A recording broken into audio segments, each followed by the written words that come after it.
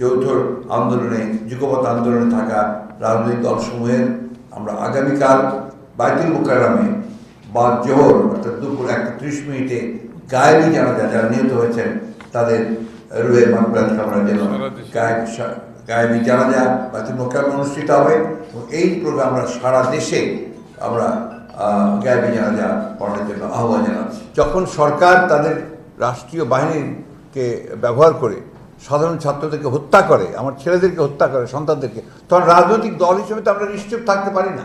আমরা যা যে দুঃখ তীব্র ক্ষোভের সঙ্গে লক্ষ্য করেছি, যেটা আমি আজকেও বলেছি যে আমরা অবাক বিস্ময়ের সঙ্গে লক্ষ্য করছি যে আজকে আওয়ামী লীগ সেই ভূমিকা নিয়েছে যে ভূমিকা সেদিন পাকিস্তান হানাদার বাহিনী নিয়েছিল। যুগপৎ আন্দোলনে থাকা রাজনৈতিক দলসমূহের যৌথ বিবৃতি ছাত্রদের কোটা সংস্কার আন্দোলনের ন্যায্য ও যৌক্তিক দাবি পূরণে কার্যকরী ও বিশ্বাসযোগ্য উদ্যোগ নেওয়ার পরিবর্তে ছাত্র তরুণদের এই আন্দোলনে গতকাল থেকে আজ পর্যন্ত যেভাবে ঠান্ডায় মাথায় পরিকল্পিতভাবে বল প্রয়োগ করা হয়েছে, সরকারি দলের ছাত্র সংগঠন ছাত্রলীগ সহ তাদের বিভিন্ন সংগঠন ও আইন শৃঙ্খলা বাহিনীর হাতে আজ যেভাবে সারা দেশে হামলা, আক্রমণ, গুলিবর্ষণ করা হয়েছে, গণমাধ্যমের সংবাদ অনুযায়ী এখন পর্যন্ত 7 জনকে হত্যা করা হয়েছে, এই ঘটনায় আমরা ক্ষোভ, তীব্র নিন্দা ও প্রতিবাদ জানাচ্ছি। গত 48 ঘন্টায় চিহ্নিত সরকার দলীয় সন্ত্রাসীদের হাতে যেভাবে দেশব্যাপী সহস্রাধিক ছাত্রছাত্রীদের আহত হওয়ার ঘটনা ঘটেছে, অনেকে গুরুতর আহত অবস্থায় জীবন মৃত্যু সন্ধিক্ষণে রয়েছেন, আমরা মনে করি এই সমুদায় ঘটনার পুরো দায় দায়িত্ব সরকার এবং সরকারি দলের। সরকারের সর্বোচ্চ পর্যায় থেকে যেভাবে উস্কানি সৃষ্টি করা হয়েছে এবং ছাত্রলীগকে সাধারণ শিক্ষার্থীদের শান্তিপূর্ণ যৌক্তিক আন্দোলন মোকাবেলা করার নির্দেশনামা দিয়ে নির্দেশে নামতে দেওয়া হয়েছে, তা গত 2 দিনের সমগ্র ঘটনার ক্ষেত্র তৈরি করেছে। আমরা এই পরিকল্পিত রাষ্ট্রীয় সন্ত্রাসের তীব্র প্রতিবাদ করে বলতে চাই যে দমন, নিপীড়ন ও সহিংসতা চালিয়ে সরকার আজ এই পরিস্থিতি তৈরি করেছে। আমরা লক্ষ্য করেছি এখনো পর্যন্ত গণমাধ্যমে প্রকাশিত শতাধিক সরকার দলীয় সশস্ত্র সন্ত্রাসীদের গ্রেপ্তার করে আইনের আওতায় আনা হয়নি। আমরা আগামী 24 ঘন্টার মধ্যে এই সশস্ত্র সন্ত্রাসীদের গ্রেপ্তারের দাবি জানাচ্ছি।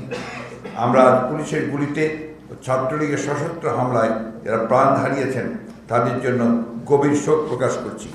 আমরা নিহত আহতদের পরিবারের প্রতি আমাদের সমবেদনা জ্ঞাপন করছি। সংবাদ সংগ্রহ করতে গিয়ে অনেক সাংবাদিক আহত ও নির্যাতিত হয়েছেন, তাদের প্রতি সমবেদনা জানাচ্ছি। একই সাথে অনতিবিলম্বে কোটা ব্যবস্থার ন্যায্য যৌক্তিক সংস্কারের দাবি অনতিবিলম্বে মেনে নেওয়ার জন্য সরকার ও সংশ্লিষ্ট সবার প্রতি আহ্বান জানাচ্ছি।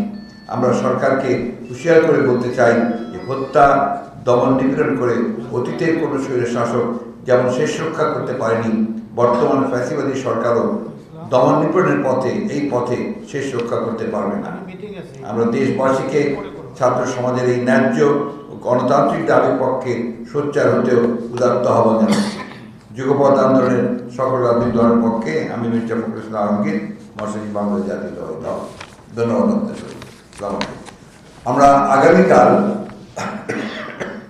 আমাদের এই যে যৌথ আন্দোলনে যুগপৎ আন্দোলনে থাকা রাজনৈতিক দলসমূহের আমরা আগামীকাল বাইতুল মোকাররমে বা জোহর অর্থাৎ দুপুর 1:30 গায়েবী জানাজা যারা নিহত হয়েছেন তাদের রুহের মাগফিরাত কামনার জন্য গায়েবী জানাজা বাইতুল মোকাররমে অনুষ্ঠিত হবে এবং এই প্রোগ্রাম আমরা সারা দেশে আমরা গায়েবী জানাজা পড়ানোর জন্য আহ্বান জানাচ্ছি। বাইতুল মোকাররমের উত্তর গেট, এই গায়েবানা জানাজাটা হবে, এটা বাংলাদেশের নাগরিকদেরকে, জনগণকে, আমরা অভিভাবকদেরকে আমরা আহ্বান জানাচ্ছি। সবাই আমরা সম্মিলিতভাবে দাঁড়াই ছাত্রদের এই যে হত্যাকাণ্ড সেটা প্রতিবাদ করি। যখন সরকার তাদের রাষ্ট্রীয় বাহিনীকে ব্যবহার করে সাধারণ ছাত্রদেরকে হত্যা করে, আমার ছেলেদেরকে হত্যা করে, সন্তানদেরকে, তখন রাজনৈতিক দল হিসেবে তো আমরা নিশ্চুপ থাকতে পারি না। স্বাভাবিকভাবেই সেই জন্যই আজকে আমরা সবাই যৌথ বিবৃতি দিয়েছি। আমরা কালকে গায়েবানা জানাজা করেছি। প্রয়োজন হলে আমরা সমগ্র দেশবাসীকে নিয়ে আরও বড় আন্দোলনে যাব আমাদের সন্তানদেরকে রক্ষা করার জন্য।